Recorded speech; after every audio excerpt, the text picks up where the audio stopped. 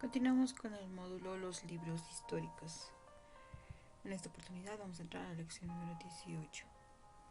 Amado Dios, Padre Celestial, gracias, bendito Padre, porque siempre, Señor, estás pendiente, Señor, de cada uno de tus hijos. Sabemos, Señor, y confiamos en ti. Depositamos a ti, Señor, nuestras vidas, nuestros corazones, para que tú dispongas, Señor, y hagas tu voluntad en cada uno de tus hijos, Padre. Tú siempre, Señor, vela por ellos. Te pedimos, Padre amado, y te encomendamos así, que sea el día de hoy, pidiéndote siempre, Señor, tu misericordia, Señor, y tu gracia que nos acompaña, Señor. Bendito eres, alabado sea tu nombre por siempre, amado Dios. Así comenzamos en este día, en el nombre de Jesús. Amén. Y vamos a comenzar con la lección número 18, en esta oportunidad, el libro de Nehemías. Y bueno, vamos a ver en la parte de la introducción, vamos a ver, aunque mayormente de la naturaleza biográfica, el libro de Nehemías es el último de los libros históricos del Antiguo Testamento. Como cooperó del rey Artajerjes, Nehemías disfrutaba, ¿no?, de una vida lujosa. Pero después de enterarse de las condiciones que existían en Jerusalén, renunció a esta vida para regresar a la ciudad de sus antepasados, a fin de reedificar los muros. Entonces, un hombre de acción, fue también líder de mucha firmeza. Bajo Nehemías se llevaron también a cabo importantes reformas religiosas y sociales. Entonces, de esta manera es que había comenzado Nehemías, ¿no?, su función como copero, ¿no? Nos dice de Artajerjes. También se preocupó, ¿no?, acerca de la edificación del templo, y de esta manera es que luego va a ser llamado también por Dios, ¿no? Entonces, Nehemías, copero del rey, su función era, ¿no?, probar el vino, y si estaba envenenado, era un trabajo de vida o muerte, imagínense, ¿no? Tenía que probar primeramente, ¿no?, si este vino estaba o no envenenado, y bueno, si estaba envenenado sabemos que le esperaba la muerte, y si no, pues continuaba viviendo. Y bueno, el muro determina, ¿no?, el ánimo de la ciudad por su importancia de defensa. Si está destruido, así también estará el ánimo del pueblo. Entonces, estar triste ante el rey era digno de muerte. Por eso tuvo, ¿no?, temor. Así sería su carga por Israel, que se notaba. Y esto pues puso en peligro su misma vida. Contemporáneo de Esdras fue también el complemento, ¿no?, el uno del otro. También nos hacemos ciertas preguntas, ¿no?, y vemos cuál fue la razón principal por la cual se había escrito este libro. Pues Jerusalén estaba destruida y la gente desmoralizada, tal vez desmotivada, ¿no? Y entonces el muro animaría, ¿no?, a todos y a construir la iglesia. Entonces Nehemías llevó a cabo su reconstrucción. Vemos que Nehemías es el último libro histórico del Antiguo Testamento. También registra la historia del tercer regreso, ¿no?, a Jerusalén después del cautiverio, y también relata cómo fueron reconstruidos, ¿no?, los muros, y cómo también se renovó la fe del pueblo. El énfasis que podemos encontrar en este libro es la conclusión exitosa del segundo templo a pesar de la oposición, reconstrucción exitosa de las murallas de Jerusalén a pesar de la oposición y crisis de matrimonios mixtos, ¿no?, y de la identidad nacional, interés por la renovación y reforma del pacto, esto basado en la ley entre los desterrados que habían regresado a Jerusalén. Como autor de este libro es el mismo Nehemías, y la fecha de redacción data igualmente que en el libro de Esdras en el siglo V antes de Cristo. Vemos acá el tercer regreso. Entonces, entonces las murallas de Jerusalén estaban aún sin reconstrucción. Y bueno, dice, ¿no?, en el capítulo 1, verso 8, acuérdate ahora de la palabra que diste a Moisés tu siervo, diciendo, si vosotros pecaréis, yo os dispersaré por los pueblos. Entonces Nehemías fue comisionado por Artajerjes, ¿no?, para la reconstrucción del templo. Vemos también el comienzo, ¿no?, de la reconstrucción de los muros, donde nos dice, ¿no?, en el capítulo 2, verso 17, vosotros veis el mal en que estamos, que Jerusalén está desierta y sus puertas consumidas por el fuego. Venid y edifiquemos el muro de Jerusalén y no estemos más en oprobio. Entonces Nehemías vemos que fue el resplandor de los muros y el que se dedicó, ¿no?, a ver todo en cuanto era necesario para reedificar estos muros. También vemos que había cierta oposición, ¿no?, por parte de los enemigos externos. En el capítulo 4, verso 7 nos dice, ¿no?, que aconteció que oyendo Sanballat, ¿no?, y Tobías y los árabes, los amonitas y los de Asdod, que los muros de Jerusalén eran reparados, porque ya los portillos, ¿no?, comenzaban a ser cerrados. Se encolerizaron mucho, ¿no?, estos personajes no estaban de acuerdo con la rectificación, ¿no?, de los muros. De esta manera es que estaban muy, ¿no?, enojados, nos dice.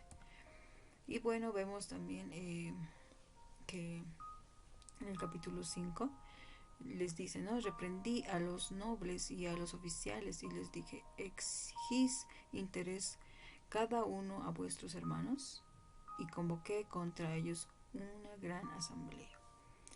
Entonces se dispuso, ¿no?, y hubieron también intrigas de los adversarios y terminación del muro por último, ¿no? Entonces esto lo vemos en el capítulo 6, versículo 1 al 16. Entonces nos dice, ¿no?, cuando oyeron Sanballat y Tobías y Gesem el árabe y los demás de nuestros enemigos, que yo había edificado el muro. Gracias a Dios, pues se pudo, ¿no?, reedificar el muro a pesar de todas las adversidades, a pesar de la oposición que existía. Sabemos que el propósito de Dios se llegó a cumplir, ¿no?, que a través de estos personajes, tanto Esdras como Nehemías, que colaboraron, ¿no?, con la edificación del templo, pues bueno, acá, ¿no?, se terminó por edificado el muro. Y vemos, ¿no?, que en ese momento, dice, los enemigos, los demás, ¿no?, temieron, dice, ¿no?, todas las naciones que estaban alrededor de nosotros, y se sintieron humillados y conocieron que por nuestro Dios había sido hecha esta obra. Después vemos las disposiciones, ¿no?, para la protección de Jerusalén. Ya en el capítulo 7, versículo 1 nos dice, luego que el muro fue edificado y colocadas las puertas, y fueron señalados porteros y cantores y levitas, ¿no?, y que no se abrieran las puertas de la ciudad porque no había casas reedificadas. Esto lo vemos en el verso 3 al 5. También vemos las reformas, ¿no?, y vemos la reforma religiosa ya en el capítulo 8, verso 8, que nos dice, ¿no?, y leían en el libro de la ley de Dios claramente y ponían el sentido de modo que entendiesen la lectura. Entonces ya comenzaron, ¿no?, a dar la reforma. Vemos que había una reforma también social y política, ¿no? La anterior era una reforma religiosa y ahora continúa con la reforma social y política. Y en esta oportunidad, en el capítulo 13, versos 3 al 26, vemos que cuando oyeron pues la ley, separaron de Israel a todos los mezclados con extranjeros. ¿No pecó por esto Salomón, rey de Israel? Aún a él le hicieron pecar las mujeres extranjeras. De esta manera es que, ¿no?, les hace mención en esta lección, ¿no?, en el libro de Nehemías, y recuerda, ¿no?, el pecado que había tenido Salomón con las mujeres. Sabemos que si bien era un hombre bastante conocido, ¿no? Un rey bastante conocido por su sabiduría. Llegó un momento también de fracaso para él, ¿no? Que era la perdición para él, eran las mujeres, ¿no? Sabemos que tenía bastantes mujeres, también concubinas. De esta manera es que les hace, ¿no? Eh, la mención de este ejemplo acá, ¿no? Vemos ahí a Nehemías que nos dice, ¿no? Un hombre dispuesto a trabajar por el bien de los israelitas. Continuamos después con los temas más importantes que se vieron, ¿no? Fue primero la renovación, y ahí no podemos encontrar que mientras que la reconstrucción de las paredes de Jerusalén era el reto, ¿no? Material y obvio que enfrentaba Nehemías, ¿no? El restablecimiento del eh, compromiso, ¿no? De los judíos con Dios y con la ley de Moisés, y era su principal preocupación espiritual.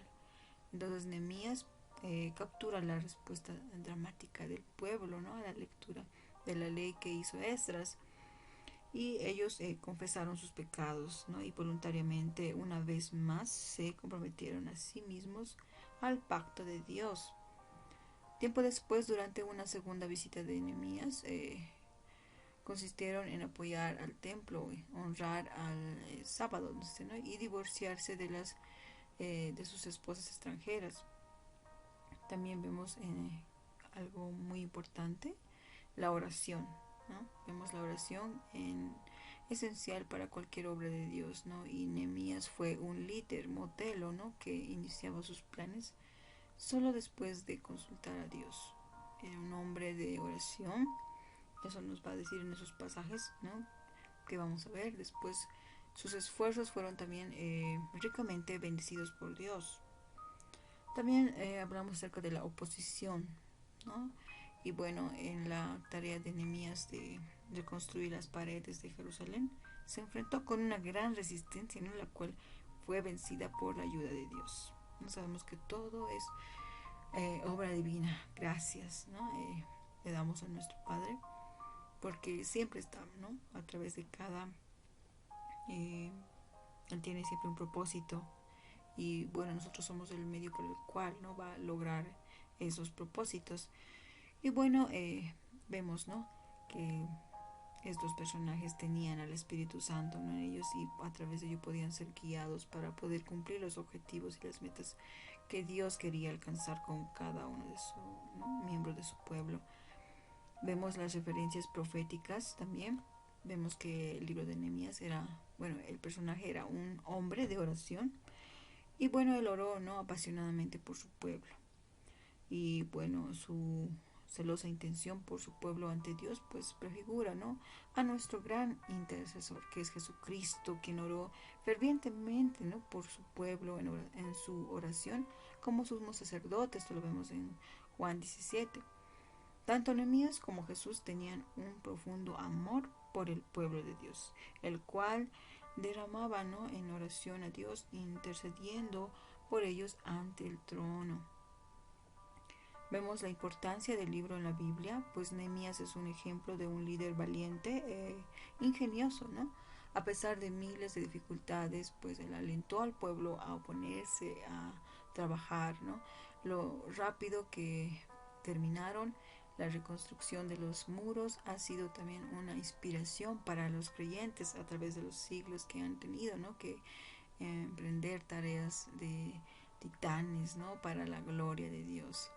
Nehemías también nos enseña que la oración es de vital importancia para los seguidores de Dios, para nosotros mismos como creyentes, ¿no? Es de vital importancia.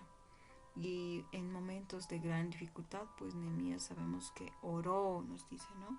Esto en busca de la dirección divina, ¿no? De la voluntad de Dios, y cómo debemos también hacerlo nosotros cada vez que estemos frente a una decisión importante, ¿no? En nuestras vidas. No nos encontremos, ¿no? en una encrucijada, porque solamente Dios nos puede guiar hacia el camino correcto y nos puede mostrar, ¿no? Si bien nos va a cerrar una puerta, pues nos va a abrir otra para mostrarnos hacia dónde debemos de ir, ¿no? Y seguirle a Él. De esa manera habríamos concluido con esta lección. Padre Celestial, amado Dios, gracias te damos porque realmente, Señor, vemos tu misericordia, Señor, para con cada uno de tus hijos, Señor. Tú has puesto líderes, Señor. Tú has puesto, Señor, pastores en cada iglesia. Te pedimos, Señor, que obres en cada vida, Señor. Que tú les des, Señor, sabiduría necesaria para poder llevar a tu pueblo, Señor, a una completa, Señor, obediencia. Que no desobedezcamos así como Israel desobedeció en Egipto, Padre amado, y lamentablemente no pudieron llegar a conocer la tierra prometida, Señor. Te oramos, Señor, que no podamos caer en incredulidad, Señor. Por favor, te rogamos que nos des sed y hambre de tu palabra. Perfecciónanos a través de ella. Fortalece, Señor, nuestra fe. Aumenta nuestra fe, es lo que te pedimos, Señor, para que podamos seguir unidos más que nunca, Señor, todos los días, Señor. Que podamos, mediante la oración, hablarte, Señor, y contarte todo lo que nosotros anhelamos, Señor, y te pedimos, Señor, en nuestros corazones que seas tú siempre quien hable, Señor, a través de nuestras bocas. Gracias te damos, Jesús, en el nombre de tu Hijo amado. Sí, te oramos y te agradecemos, Padre bendito. Amén.